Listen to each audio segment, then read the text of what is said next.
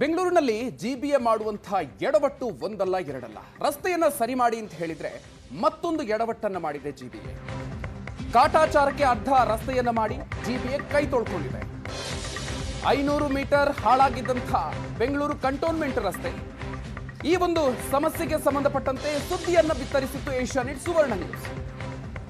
ಈ ನ್ಯೂಸ್ ವರದಿಯ ಬಳಿಕ ರಸ್ತೆ ಕಾಮಗಾರಿ ಜಿಬಿಎ ಕೈಗೆತ್ತಿಕೊಂಡಿತ್ತು.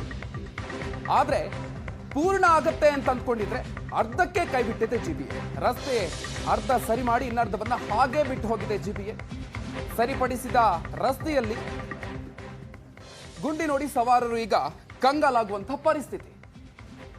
ಜಿಬಿಎ ಮಾಡಿದಂತಹ ಎಡವಟ್ಟಿನ ಕೆಲಸ ಇದು. ಏಷ್ಯಾನೆಟ್ ಸುವರ್ಣ ನ್ಯೂಸ್ ಅಲ್ಲಿನ ರಸ್ತೆಯ ಸಮಸ್ಯೆಯ ವಿಚಾರಕ್ಕೆ ಸಂಬಂಧಪಟ್ಟಂತೆ ಸುದ್ದಿಯನ್ನ ಬಿತ್ತರಿಸಿತ್ತು.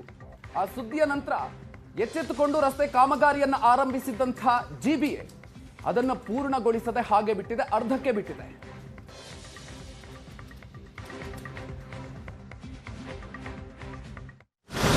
ಜಿಬಿಎ ಅಧಿಕಾರಿಗಳು ಮಾಡುವ ಎಡವಟ್ಟು ಒಂದೆರಡಲ್ಲ.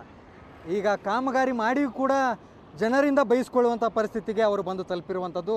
ಯಾಕಪ್ಪ ಅಂದರೆ ಏನು ಈ ಶಿವಾಜಿನಗರದಿಂದ ಪುಲಕೇಶಿ ನಗರಕ್ಕೆ ಹೋಗುವಂಥ ರಸ್ತೆ ಏನಿದೆ, ಆ ರಸ್ತೆ ಕಾಮಗಾರಿಯನ್ನು ಇದೀಗ ಅಧಿಕಾರಿಗಳು ಮಾಡಿದ್ದಾರೆ. ಆದರೆ ಅವರು ಎಷ್ಟು ಮಟ್ಟಿಗೆ ಎಡವಟ್ಟಿಗೆ ಸಾಕ್ಷಿ ಆಗ್ತಾ ಇದ್ದಾರೆ ಅಂತ ಅಂದರೆ, ಏನು ಒಂದು 500 ಮೀಟರ್ ರಸ್ತೆ ಹಾಳಾಗಿತ್ತು, ಆದರೆ ಅವರು 200 ಮೀಟರ್ನಷ್ಟು ರಸ್ತೆಯನ್ನು ಸರಿಪಡಿಸಿ ಮುಂದೆ ಏನು ಈ 300 ಮೀಟರ್ನಷ್ಟು ರಸ್ತೆ ಹಾಳಾಗಿದೆ ಅದನ್ನು ಹಾಗೆ ಬಿಟ್ಟು ಹೋಗಿದ್ದಾರೆ.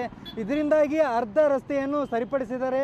ಅದರಲ್ಲಿ ಜೋರಾಗಿ ಬರುವಂಥ ವಾಹನ ಸವಾರರು ಇಲ್ಲಿ ಮುಂದೆ ಸಡನ್ಲಿ ಏನು ಈ ರಸ್ತೆ ಗುಂಡಿಗಳಿದ್ದಾವೆ, ಇವು ಸಾಮಾನ್ಯ ಗುಂಡಿಗಳಲ್ಲ.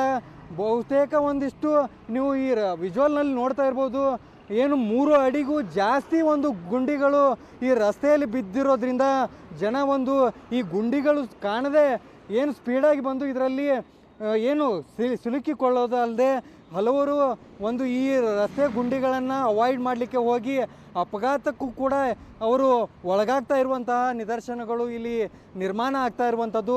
ಇದು ಏನಂದರೆ ಈ ಕಂಟೋನ್ಮೆಂಟ್ ರೈಲ್ವೆ ಸ್ಟೇಷನ್ ಏನಿದೆ ಅದರ ಪಕ್ಕದಲ್ಲಿರುವಂಥ ರಸ್ತೆಯಲ್ಲಿರುವಂತಹ ಸಮಸ್ಯೆ ಇದಾಗಿದೆ.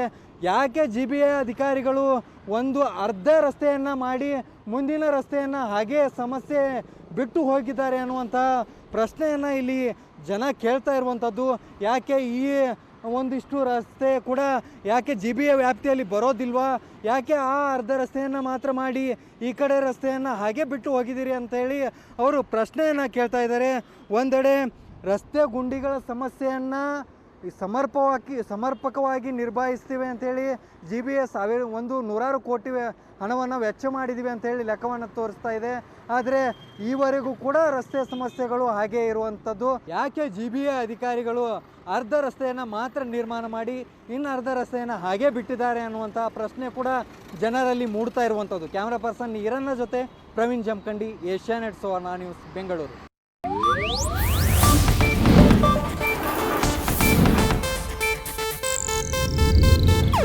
ಇದು ಏಷ್ಯಾನೆಟ್ ನ್ಯೂಸ್ ನೆಟ್ವರ್ಕ್ ಪ್ರಸ್ತುತಿ.